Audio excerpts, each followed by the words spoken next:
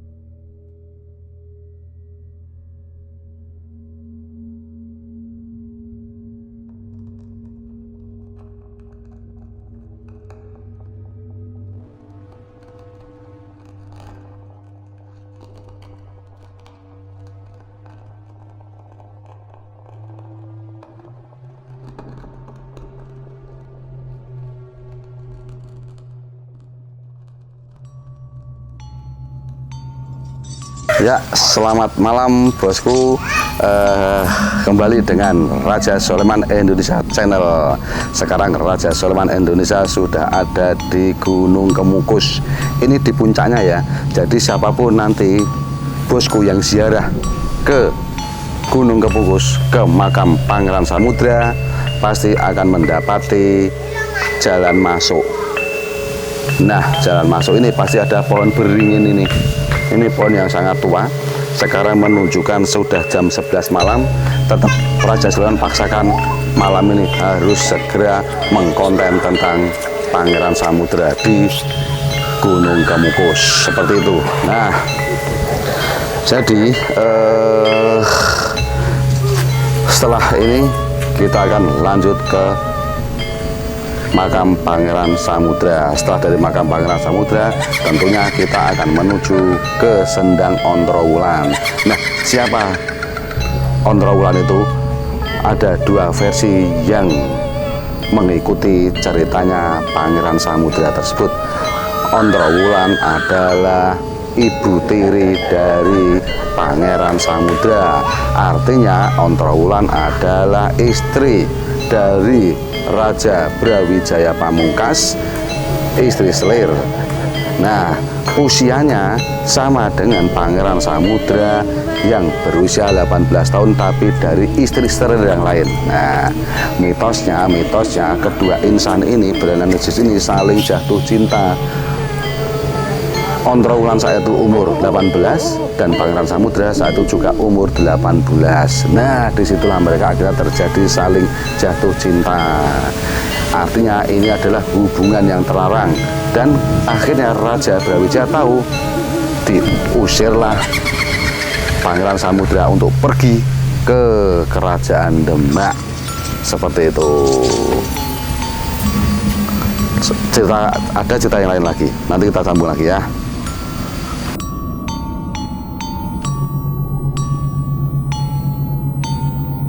Ya, selamat malam para bosku. Sekarang sudah jam 11 hampir setengah 12 malam.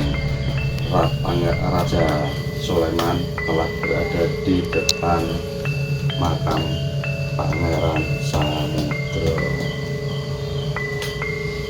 Pangeran Samudra adalah anak dari Raja Brawijaya Pamungkas dari Kerajaan Majapahit.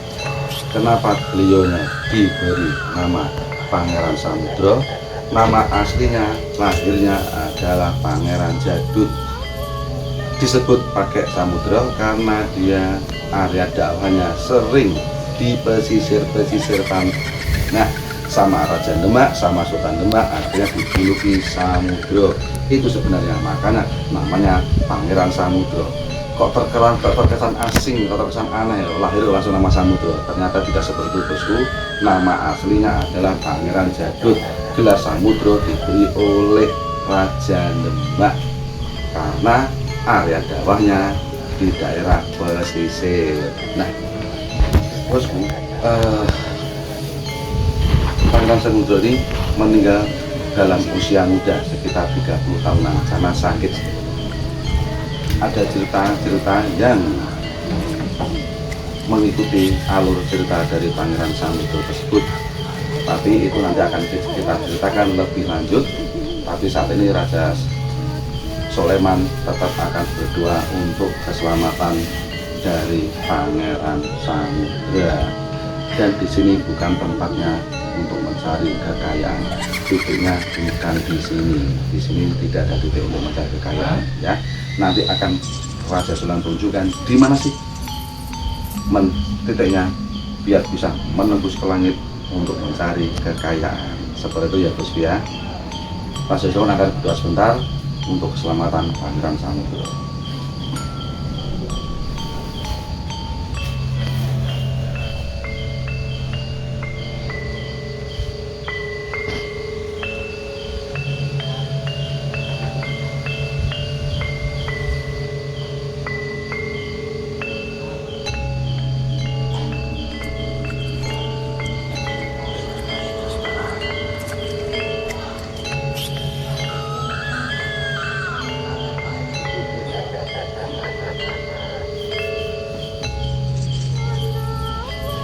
Raja Sulaiman sudah tidak kuat karena Raja Sulaiman seperti ada panggilan goib di sini.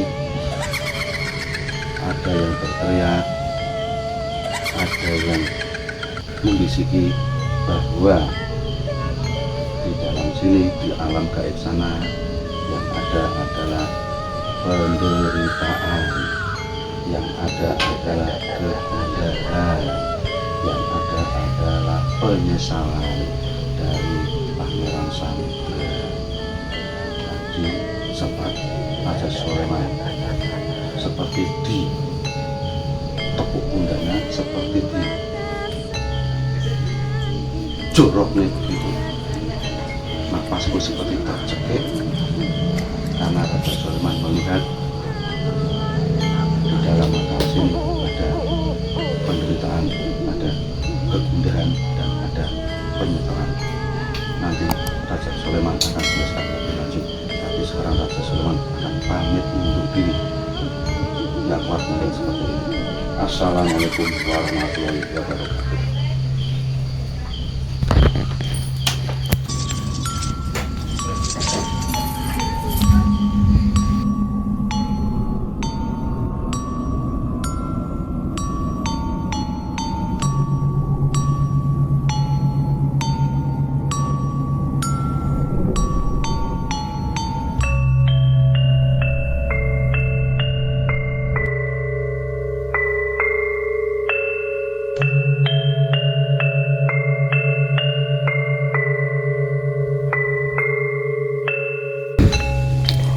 Ini Raja Sulaiman menuju ke Sendang Ontowulan.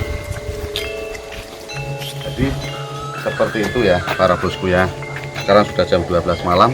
Ini ada beringin. Kalau ini saya lihat beringinnya ini juga seperti ada penampakan, tapi tetap kita tidak usah perhitungkan karena yang penunggu beringin ini menyapa juga enggak, mengganggu juga enggak. Nah, Raja Sulaiman juga tahu mereka diam saja, maka Raja Sulaiman juga akan diam saja terhadap mereka. Karena bagaimanapun kita manusia, mereka bangsa apa, kita tetap lebih hebat dari mereka. Seperti ya bosku ya, jangan takut bosku ya. Jadi seperti ini bosku. Ada sejarah yang agak miring, tapi kemiringan ini tidak perlu kita perdebatkan. Karena ini hanya sejarah, hanya sekedar cerita atau mitos atau legenda ya. Jadi Pangeran Samudra adalah anak dari Brawijaya Pamungkas Kerajaan Majapahit. Dia dari istri selir, dan Brawijaya Pamungkas juga punya selir yang lain. Nah, ini ada mitos, istilahnya tuh ada percintaan yang terlarang atau cinta yang terlarang. Pangeran Samudra saat itu umur 18 tahun, istri selir dari ayahnya juga umur 18 tahun. Nah, sama-sama muda, akhirnya mereka terjadilah asmara, konangan atau ketahuan sama bapaknya. Makanya Pangeran Samudra dibuang di Demak, ikut Sultan Demak atau Raja Demak. Dalam hari ini Raden Patah yang tidak lain adalah saudaranya sendiri. Setelah di Demak, Pangeran Samudra dididik dengan ilmu-ilmu agama dari Sunan Kalijogo, dari hal yang lain. Akhirnya sang Pangeran Samudra menjadi pinter dalam hal agama. Dia sebelum dakwah disuruh lagi juga ke menemui saudaranya lagi di desa Gugur sana di Pegunungan Lawu. Akhirnya setelah itu dia ditugaskan untuk mengumpulkan saudara-saudaranya lain yang terpecah belah gara-gara kerajaan Majapahit mau runtuh. Kalau dia mau pulang ke Demak, dalam perjalanan pulang, Pangeran Samudra terkena penyakit yang kira-kira penyakit itu berat. Akhirnya sebelum dia menghembuskan napas terakhir, dia pesan sama bulu balangnya atau sama pekatiknya atau sama pengawalnya atau sama abdi dalamnya untuk memberitahu kepada ayahandanya atau kepada Raden Patah bahwa nyawanya mungkin sudah tidak bisa terselamatkan karena penyakit. Nah, berita ini juga sampailah ke Dewi Ontowulan. Dewi Ontowulan itu yang punya hubungan kekasih, yang punya hubungan asmara sama Pangeran Samudra.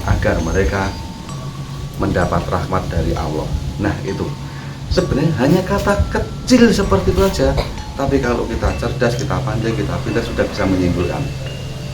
Juru kunci, coba bosku nanti kalau ke sini bilang sama juru kunci, saya mau nyekar ke Pangeran Samudro, saya mau berdoa, pasti nanti juru kunci yang secara tidak langsung akan bilang seperti ini.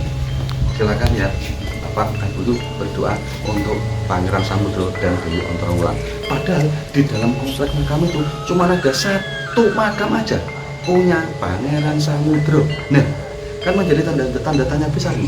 Kenapa kok seperti itu? Kalau ada dua, silakan berdoa untuk Pangeran Samudro dan Dewi Ontrowulan. Padahal di situ cuma ada satu makam saja, satu nisan saja. Nah, itulah akhirnya kalau Raja Sulaiman kok condong ke versi cerita pertama bahwa di makam Pangeran Samudro ada dua orang yang dimakamkan di situ, Pangeran Samudro dan Dewi Ontrowulan. Kalau Dewi Ontrowulan mokso kita tidak tahu, seperti itu ya. Nah, terus kenapa sih kok mitosnya kalau di sini bisa untuk mencari pesugihan? Ya, lalu kenapa sih di sini kalau ingin kaya raya kita harus berhubungan intim sama yang bukan pasangan kita? Ya, itu sebenarnya mitos. Karena ada cerita, ada mitos kalau siapapun yang mau mencari kekayaan di sini, mencari pesugihan di sini, silahkan berhubungan intim bukan dengan pasangannya yang sah. Artinya silakan berhubungan intim sama orang lain, sama pasangan lain. Itu kan berarti syarat yang gendeng.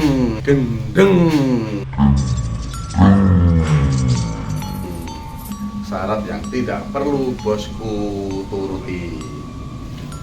Gilanya lagi. Bahkan ada syarat lebih gila lagi. Kalau ingin cepat hajatnya bosku terkabul, silakan berhubungan intim sama 7 wanita yang berbeda. Ya, apa gak gila itu? Syarat seperti itu. Kalau Raja Sulaiman pasti tidak mau dan tidak akan menyarankan seperti itu. Ternyata itu cuma mitos bosku, cuma mitos. Kalau kita ingin kaya raya, lalu ibaratnya dengan cara kita harus berhubungan intim atau dalam bahasa kekiniannya ML gitu.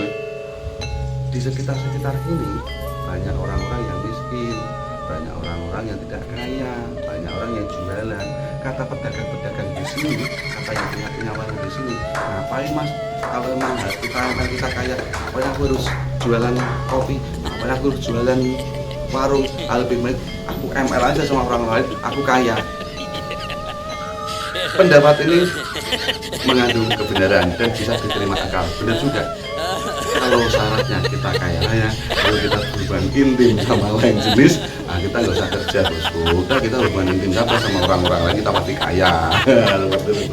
Makanya ini sangat mitos ya bosku ya. Kalau bosku pengen kaya raya, pengen makan pesugihan, dibungkus dari kita lalu berhubungan intim sama yang bukan pasangan kita sama wanita lain, apalagi sampai 7 wanita yang berbeda, itu sangat mitos dan sangat tidak dianjurkan. Tapi kalau bosku di sini berdoa pada Allah sesungguhnya di makamnya Pangeran Samudro, di sekitarnya atau di sendang-sendang Ontrowulan ini, tidak apa-apa, nggak apa-apa. Itu namanya bentuk dari sebuah tirakat, bentuk dari sebuah upaya. Betul bosku, jalan-jalannya. Nah, tapi di sini setelah Raja Sulaiman lidik, setelah Raja Sulaiman dengan pandangan mata astral, di sini bukan tempatnya untuk berdoa, untuk mencari kekayaan, bukan di sini. Di sini Raja Sulaiman pandang tidak ada sinar biru yang bisa menembus ke langit untuk mempercepat doa kita, tidak di sini. Nanti Raja Sulaiman akan tunjukkan di mana tempatnya. Ya, seperti bosku, sekelas cerita dari Raja Sulaiman. Kebenaran atau kesalahan itu bukan dari Raja Sulaiman. Raja Sulaiman cuma bisa menyampaikan saja pendapat. Silakan bosku punya pendapat yang lain. Itu bosku ya. Yang jelas Raja Sulaiman akan cari di mana sih kita berdoa ketika di Gunung Kemukus untuk mempercepat agar doa kita lekas terkabul. Kita akan cari titik koordinatnya seperti itu. Yang jelas bukan di sini. Monggo.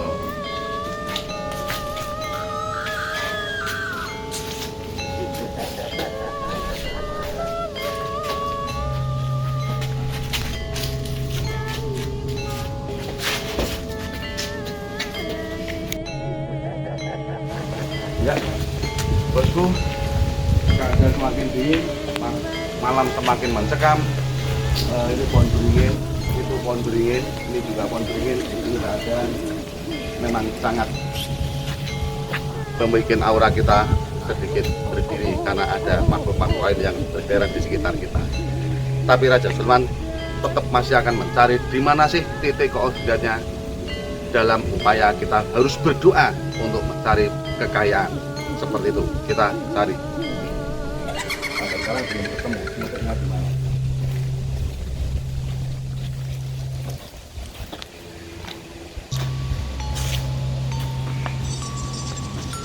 Nah, ini dia bosku. Ini bosku.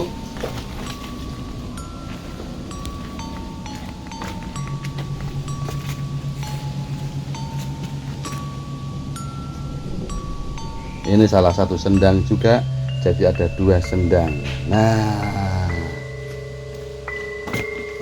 di sini ternyata juga bukan tempat untuk berdoa menuju ke langit. Kita cari tempat yang lain lagi. Di sini bukan tempatnya.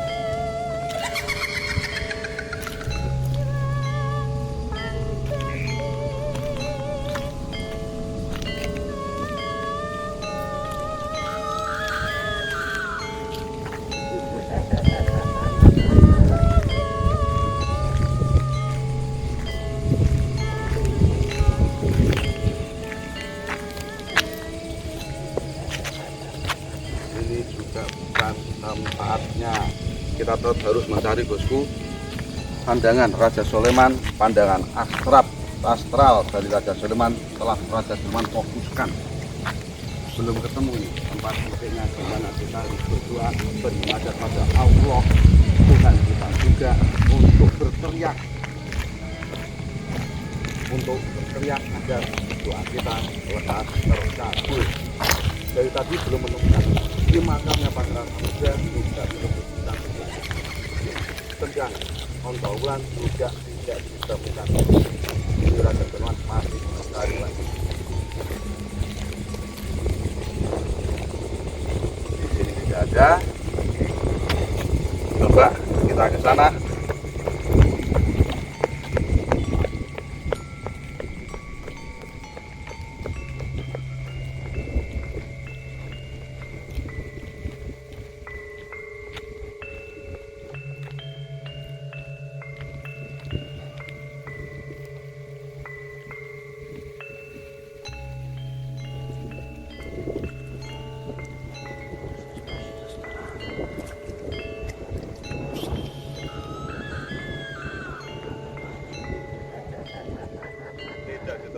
Titiknya di mana, koordinatnya agar pas menembus ke langit.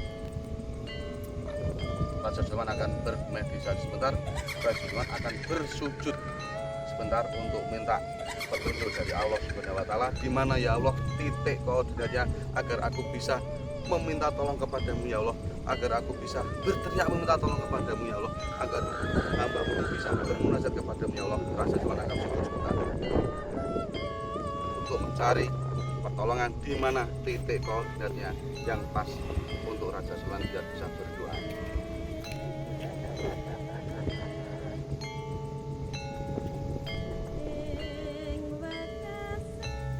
Alhamdulillah telah ada petunjuk bahwa ternyata di sana kita harus tempat berdoa. Lari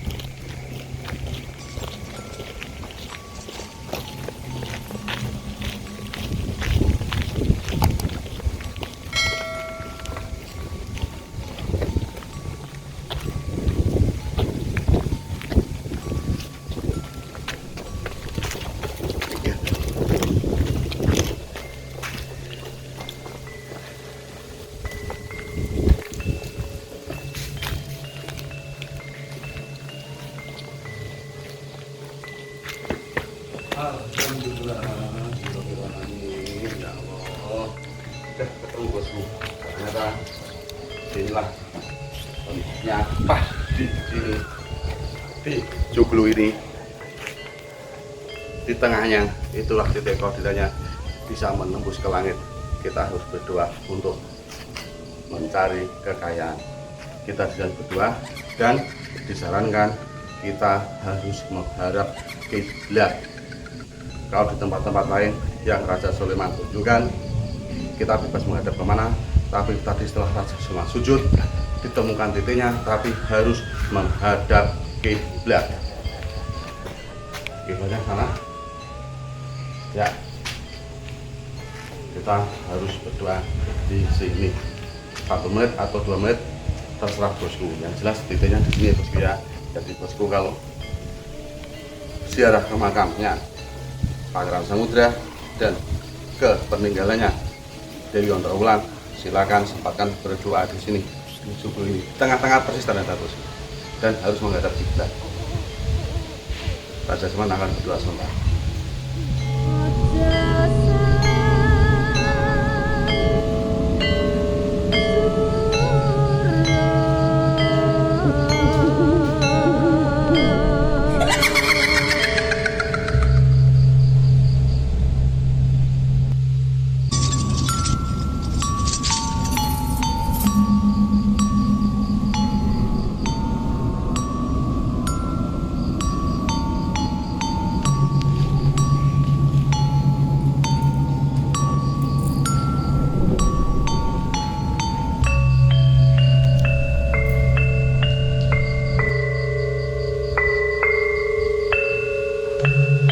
Alhamdulillah, ya bosku ya. Sekian seperti bosku ketemu ya bosku ya, ternyata ada ketemu titiknya ditemukan oleh Raja Sulaiman. Jadi begitu bosku ya. Bagi para bosku, baik ada di mana saja di wilayah Indonesia, kalau ingin berziarah ke makam Pangeran Samudra seperti tadi yang telah Raja Sulaiman sampaikan kepada para bosku, seperti itu, yang jelas sempatkan berdoa di sini. Ini titiknya. Ini titiknya. Dan sini langsung menuju ke langit ini bosku. Tadi sempat kesulitan Raja Sulaiman untuk mencarinya, tapi setelah Raja Sulaiman sujud meminta pertolongan pada Allah, langsung ditampakkan dengan benderang. Sana letaknya. Makanya Raja Sulaiman langsung lari ke sini. Ternyata betul di sini. Begitu bosku ya. Selamat malam, jaga kesehatan, salam sejahtera untuk kita semua. Bosku, kekayaan adalah keniscayaan. Yang pasti kita harus tahu di mana tempatnya untuk berdoa biar tidak salah arah. Seperti itu ya. Go!